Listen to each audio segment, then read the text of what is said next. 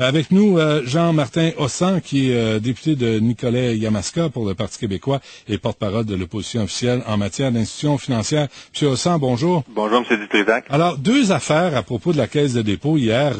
Des actifs nets en haut de 10 %. Ça, c'est une bonne nouvelle.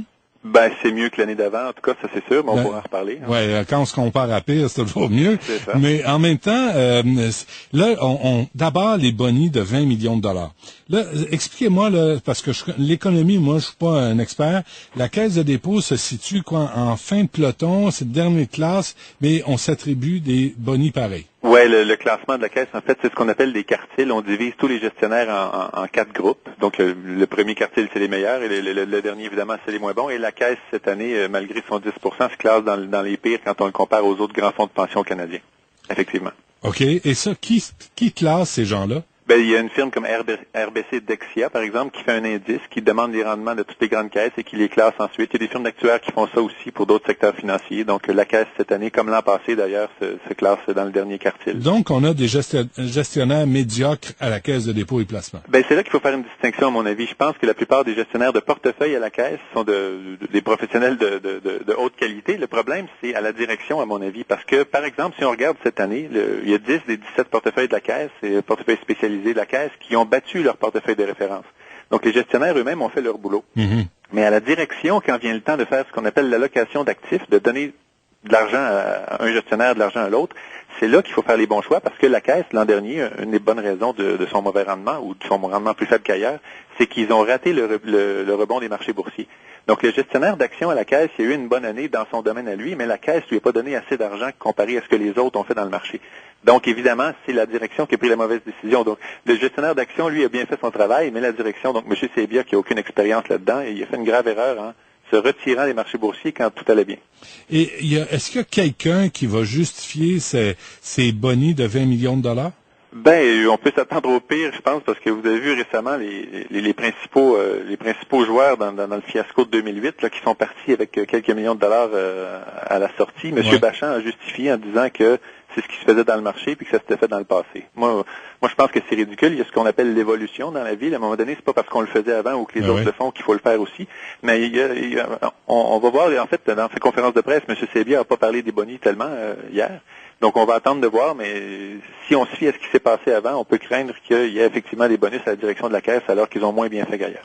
M. Bachand, avec sa révolution culturelle, des bonnies à des gens qui ont un rendement aussi faible, il serait fait décapiter ou il serait fait envoyer en campagne. Je pense pas que Mao a accepté ça.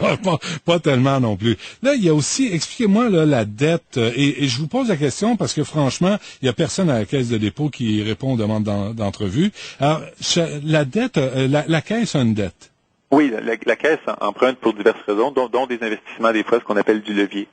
OK, mais est-ce que ça veut dire qu'elle a une dette comme telle ou c'est juste pour transiger, c'est juste pour acheter des actions? Oui, c'est dans le cadre de ces opérations. Il y a des emprunts à court terme et à moyen terme pour faire des opérations financières, mais globalement, la Caisse est très solvable. Puis d'ailleurs, une carte de crédit de AAA qui est assez rare dans l'industrie. Donc, la Caisse elle-même est très solide, malgré des résultats catastrophiques. Là, c'est une institution très forte. Est-ce que les résultats de la Caisse, qui sont corrects mais faibles, vont influencer l'économie québécoise? Ben nécessairement, parce que la Caisse, vous savez que les déposants à la Caisse, c'est les Québécois. Là. Il y a 7 grands déposants qui constituent la presque totalité. Donc là, je parle ici de la Régie des rentes, la SAQ, le REGOP, des choses comme ça. Et c'est les Québécois qui sont les contribuables de ces fonds-là et qui vont en payer le prix. Donc, par exemple, le régime des rentes du Québec, quand ils ont perdu le quart de leurs actifs en 2008, et que cette année, ou en 2009 plutôt, ils font moins bien que ce que les autres font, ben, en bout de ligne, soit qu'il faut augmenter les contributions, ou soit qu'il faut diminuer les prestations, mais il faut payer ça quelque part. Donc oui, les Québécois vont subir les contre-coups de ça. Et quand vous parlez, M. Hossan, là, de la direction de la Caisse de dépôt, vous parlez aussi du conseil d'administration? Ben entre autres aussi, mais je parle surtout principalement du chef lui-même. M. Sebia, quand il a été nommé d'ailleurs dans un processus de sélection qui avait été complètement bâclé, là, M. Charest a eu un candidat en entrevue seulement, comme si l'institution la plus importante ne méritait pas qu'on élargisse un peu les horizons. Donc il y avait un candidat unique et ce candidat-là venait d'un monde qui est tout à fait autre que la finance ou la gestion du risque, puis on a vu ce que ça a donné. Donc, M. Sebia, quand il est arrivé, au lieu de gérer le risque, comme il faut le faire en finance, il a éliminé le risque, donc il s'est retiré des actions, puis la Caisse a moins bien fait que tout le monde. Ouais, il a joué fesse, comme on dit aux cartes. Ben oui, il y en a d'autres qui appellent ça un caca nerveux. Ah oui. Ah, OK, c'est une expression que je connais aussi. Comment ils sont choisis, les membres du CA? Ça, il y a des recommandations. En fait, tout ça, semble être fait un peu à l'envers en ce moment. Comme par exemple, M. Sebia aurait dû être suggéré au gouvernement par le conseil d'administration, et c'est plutôt M. Charest qui l'a imposé au conseil d'administration. Et les membres du CA sont choisis aussi par le ministre des Finances et son équipe. Alors, quel est leur niveau de responsabilité au CA, alors qu'ils perdaient 40 milliards puis qu'ils n'ont rien vu, alors que là, il y a un rendement faible, pour ne pas dire médiocre? Oui, on les a reçus en commission parlementaire ici, et il y a des membres du CA qui ont admis qu'ils avaient appris la hauteur du papier commercial à peu près en même temps que tout le monde dans la presse. Donc, il y a eu un manque d'informations à l'intérieur à la Caisse, ce qu'on appelle la gouvernance. Là, il y avait eu de graves manquements qui, on l'espère, ont été corrigés depuis. Mais moi, ma solution à ça, ça a l'air peut-être simpliste comme ça, mais il faut partir avec le mandat de la Caisse. Il faut changer le mandat de la Caisse parce que depuis 2004, quand M. Charest a changé le mandat de la Caisse, il a mis la poursuite des rendements comme priorité absolue, puis ça a donné ce que ça a donné les années qui ont suivi. Ça a donné un fiasco total. Et ça, c'est encore le mandat de la Caisse à l'heure où on se parle. Donc, moi, je pense que la source du problème, c'est le mandat de la Caisse, et il faut le réviser à ce qu'il était avant. Au lieu de privilégier les entreprises québécoises. Ben, entre autres, il faut viser les rendements parce qu'on veut faire fructifier la boîte des déposants, mais il faut aussi donner une bonne partie à l'économie du Québec dans ce mandat. Et d'ailleurs, quand on regarde les dernières années, c'est dans les marchés de proximité qu'on appelle donc ici, ou le Canada ou les États-Unis, que la Caisse a le mieux fait. Donc, si on se recentrait un peu sur ce qu'on connaît le mieux, il y a de bonnes chances que ça marche.